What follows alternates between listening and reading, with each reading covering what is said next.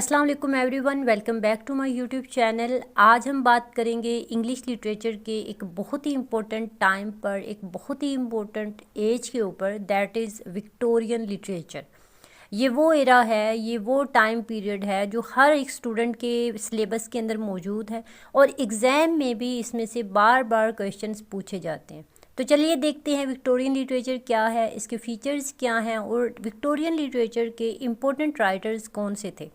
अगर हम Victorian literature, Victorian age की हिस्ट्री की बात करते हैं, हिस्टोरिकल बैकग्राउंड को देखते हैं, तो विक्टोरियन एज का नाम क्वीन विक्टोरिया के नाम पे रखा गया, जिन्होंने 1837 से 1901 तक ब्रिटेन के ऊपर रूल किया।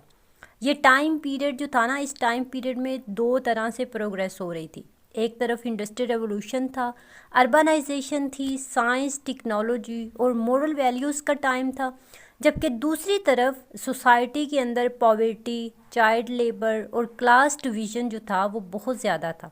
तो इसीलिए हमें प्रोग्रेस और प्रॉब्लम्स दोनों विक्टोरियन लिटरेचर के अंदर नज़र आते हैं। अभी हम विक्टोरियन एज की डेफिनेशन को डिस्कस करते हैं। तो Victorian literature refers to all the English literature produced during Queen Victoria's reason.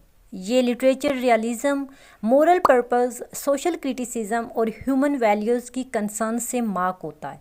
Students, अगर हम विक्टोरियन लिटरेचर के मेन फीचर्स को डिस्कस करते हैं तो हमारे पास सबसे पहले है reflection of industrial revolution. Victorian literature ने इंडस्ट्रियल रेवोल्यूशन के अफेक्ट्स को दिखाया, ज़िंदगी का कंट्रास्ट दिखाया। एक तरफ मॉडर्न साइंस और मशीन्स थी, दूसरी तरफ जो है हमें पॉवर्टी और इनइक्वालिटी नज़र आती है।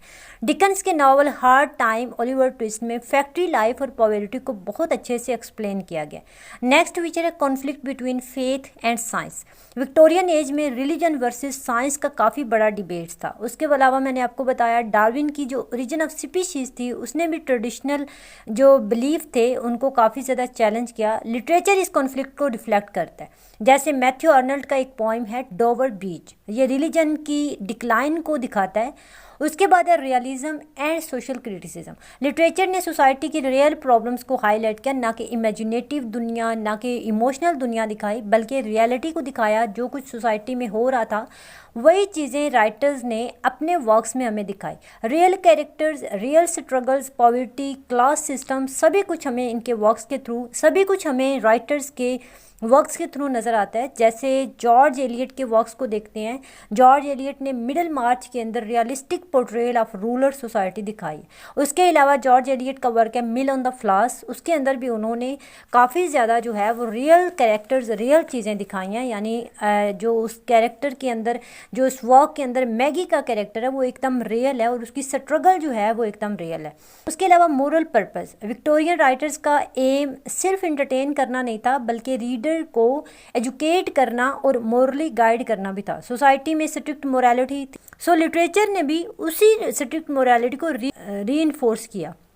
इसकी एग्जाम्पल है शॉर्लेट ब्रोंटे का एक वर्क जेन आयर, जिसके अंदर मोरालिटी और सेल्फ रिस्पेक्ट को ज़्यादा स्ट्रेस किया गया है। इसके अलावा यूज़ ऑफ सेंटिमेंटलिज्म, इमोशंस और पैथोस को दिखाया है। ठीक है, इमोशंस और पैथोस जो हैं ये इन वर्क्स के विक्टोरियन लिटरेचर का जो सबसे मोस्ट इंपॉर्टेंट फीचर है वो है use of सेंटिमेंटलिज्म।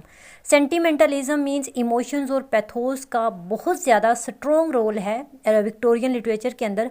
Poverty, orphanage, women struggle को सेंटिमेंटल वे में दिखाया जाता है। इसकी सबसे बड़ी एग्जांपल है David Copperfield by Charles Dickens, जिसके अंदर ऑर्फन चाइल्ड की हार्डशिप को इमोशनल वे में शो किया गया। उसका नेक्स्ट फीचर है राइज ऑफ द नॉवल। उस टाइम पीरियड में क्या हुआ, नॉवल का राइज हुआ। विक्टोरियन इरा को एज ऑफ द नॉवल भी कहा जाता है, क्योंकि उस टाइम पीरियड में सबसे पॉपुलर लिटरेरी फॉर्म जो था वो नॉवल ही बन गया, क्योंकि नॉवल मिडिल क्लास रीडर्स को भी एक्सेसिबल था। उस टाइम पीरियड के मोस्ट इंपॉर्टेंट नॉवलिस्ट जो हैं उनमें Charles Dickens, George Eliot, Thomas Hardy शामिल हैं। उसके बाद जो मेन फीचर है वो है वुमेन्स क्वेश्चन, यानी रोल ऑफ वुमेन। लिटरेचर में वुमेन्स स्ट्रगल, एजुकेशन और फ्रीडम का टॉपिक जो है वो सामने आया। इसकी एग्जांपल अगर हम देखते हैं ब्रोंटे सिस्टर्स के नॉवेल्स के अंदर है, वुमेन की इंडिविजुअलिटी और इंडिपेंडेंस को हाईलाइट किया गया है। उसके अलावा मिल ऑन द फ्लास जो है वो भी इसकी ग्रेटेस्ट एग्जाम्पल है।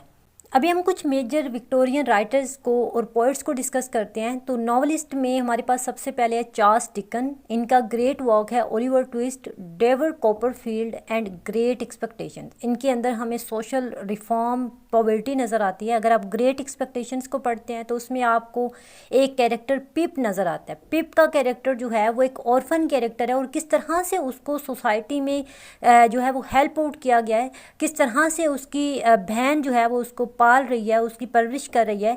उसके अलावा शार्लोट ब्रोंटे, जेन आयर शार्लोट ब्रोंटे का ग्रेटेस्ट नावल है, मेरा मोस्ट फेवरेट नावल है, जिसके अंदर स्ट्रगल ऑफ वुमेन को दिखाया है। Emily Bronte Wuthering Heights, dark passion को दिखाया है। और उसके बाद है जॉर्ज एलियट, जिनका ओरिजिनल नेम है मैरी एन एवंस। इनका मिडल मार्च जो है ये एक साइकोलॉजिकल रियलिज्म है।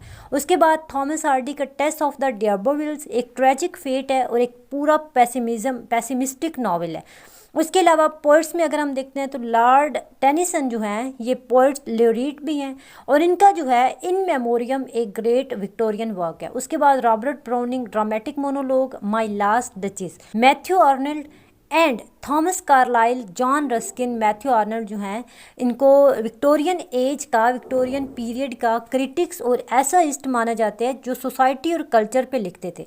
सो स्टूडेंट्स, विक्टोरियन एज एक कॉम्प्लेक्स एरा था। सो साइंस और रिलीजन का कॉन्फ्लिक्ट चल रहा था, इंडस्ट्रियल प्रोग्रेस और पॉवर्टी का जो है वो एक कंट्रास्ट था और मोरालिटी के नाम पे हिपोक्रेसी थी। लेकिन इसी एरा ने हमें इंग्लिश लिटरेचर के कुछ ग्रेटेस्ट नॉवेल्स और पोइट्री दी। विक्टोरियन लिटरेचर को समझना ज़रूरी है क्योंकि ये ब्रिज है रोमांटिक और मॉडर्न एज के बीच में। सो आई होप आपको वीडियो अच्छी लगी होगी। इस थोड़े से टाइम में मैंने आपको विक्टोरियन लिटरेचर का एक ओवरव्यू दिया है। आई होप आपको वीडियो अच्छी लगी होगी। वीडियो अच्छी लगी है तो लाइक लाजमी कर लेना। ना रखेगा ख्याल। अल्लाह हाफिज़।